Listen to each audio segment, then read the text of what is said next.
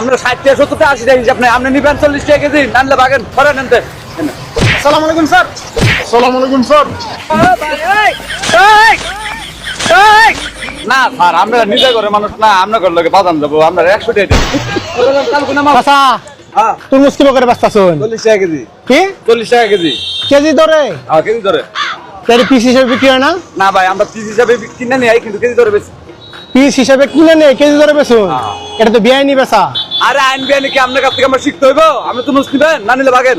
আমরা তো মেয়ে এক প্রকার জুলুম করতেছুন। কি আর জুলুম করতেছি, নিবেন আপনি? জুলুম মুলুম নাই আনে। এটা এটা কয় কেজি হবো? এটা মাপা 5 কেজি। 5 কেজি 200 টাকা। 200 টাকা। এই তরমুজটা আজকে ধরে কিনবা গেলে 60 থেকে 70 টাকা 80 টাকা। আমরা 60 টাকা 70 টাকা 80 টাকা হিসাব নাই। আপনি নিবেন 40 টাকা কেজি, নানলে বাগেন ধরে নেন। আসসালামু আলাইকুম স্যার। আসসালামু আলাইকুম স্যার। ওয়ালাইকুম আসসালাম। তরমুজ নিছেন স্যার? এই যে তরমুজের দাম তো চাচা বেশি যাচ্ছে। কত টাকা চাইছেন স্যার? আচ্ছা চাচা কত টাকা চাইলেন? স্যার 100 টাকা। আপনাকে নিজে করে মানুষ না, 100 টাকা। কেবল তো 200 টাকা চাইলেন। 200 টাকা চাইছি, কিন্তু 200 টাকা আপনার কাছে নিয়ে যাবো, নিজে করে মানুষ।